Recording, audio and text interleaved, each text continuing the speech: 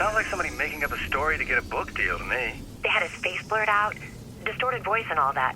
He claims there's a whole network of people like him, taking jobs for money, hacking, threatening, even contract killing, all here in Chicago.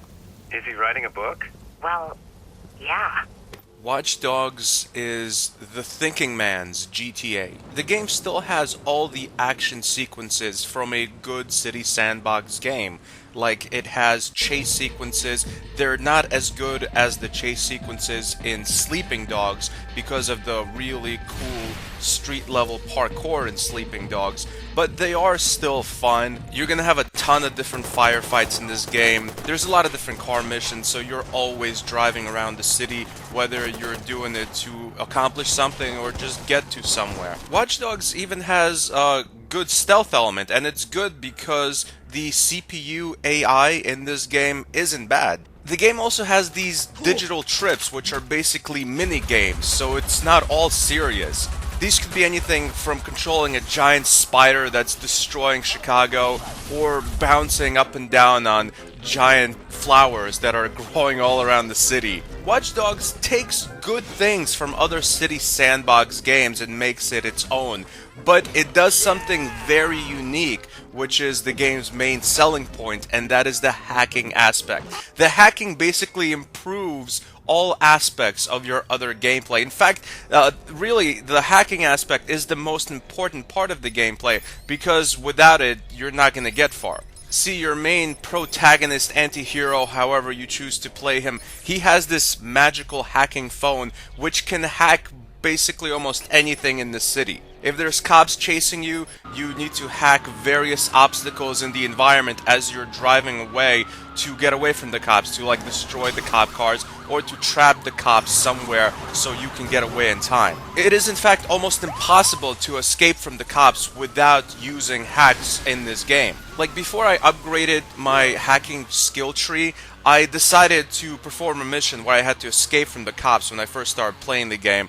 And I swear the cops were chasing me for like 10-15 minutes straight. I must have done like an entire circle around the city. I was so frustrated. I thought the game was broken or like the game was way too hard. But the problem, of course, was I was just too ignorant to know what to do. See, the first thing you need to do is put points into your hacking skill tree in the game. So you're not just able to change the green lights to red lights in the game, but also so you can explode pipes in the environment as you're driving around, so you can raise spikes on the roads, so you can like raise various roadblocks. There are some hacks which are just ridiculous but are also incredibly necessary. Like, there's an actual hack in the game that allows you to subdue a helicopter that's pursuing you for like a couple of seconds, which is vital to escaping from helicopters. I'm not saying it's impossible, but it's just like when someone is pursuing you. If you don't hack into the environment around you in a smart and tactical way, the gameplay will be needlessly hard. You have to basically max out your hacking skill tree, or at least get like 80 or 90% of all the skills on that tree to be good at this game. Any other trees you don't really need. Like, you can put basically 1 point into the driving skill tree, and that 1 point basically allows you to steal cars without hassle. But other skill trees are almost unnecessary. Like the combat skill tree, your combat is fine. You can't take a lot of damage, but you never really need to if you use cover physics smart.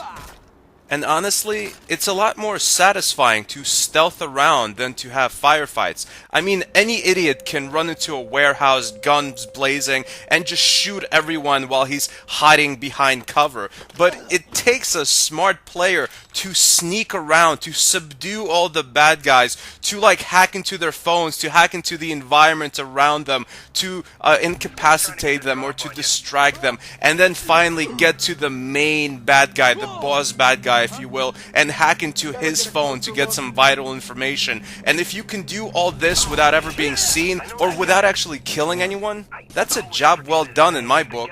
You get a merit badge. And the other tree that makes various gadgets and trinkets for you to help you in the gameplay, I literally never used any of those unless like a tutorial or a part of the game forced me to do it. It was just unnecessary. But you're not just hacking things in the live action gameplay. A lot of times you have to do some actual hacking, like hacking into a computer system. It's basically like connect the dots, where you have to get an electrical flow from point A to point B. In the beginning, this is very easy. I can see like a child doing it. But later on, these little puzzle parts of the game actually get a little challenging. There's timers. Later on, these puzzles require a little thinking. The story of Watch Dogs is good too. It has some really interesting and fascinating characters, and you want to see what happens next. The only real problem with the story is the main character is just an empty shell. He doesn't have much personality himself. Not giving the main character you control a lot of personality is actually a common theme in video games. A lot of times developers do this so the player puts his personality into the actual character. Also, if you haven't noticed by now, the graphics in Watch Dogs are absolutely stunning. Like, this is all gameplay footage from the PS4, but most of my gameplay, I played the game on the PS3. When I started playing the PS4 version, I didn't notice much different at first until I sat closer to my TV and I saw the detail in the graphics, and I was like, oh my god, this looks like real life. This game is not Jesus come Buddha, but it is a great title nonetheless. Because it's so overhyped, it doesn't meet that amazing, unstoppable, #1 pound for pound game of the year, game of the century potential. I had a lot of fun with this game, and because it's an open-ended city sandbox, I see myself coming back for more once in a while. Long story short here, if you haven't played Watch Dogs yet, do it. This game gets an official Stan Birdman rating of a 9 out of 10. Thanks for watching. Goodbye, my friends.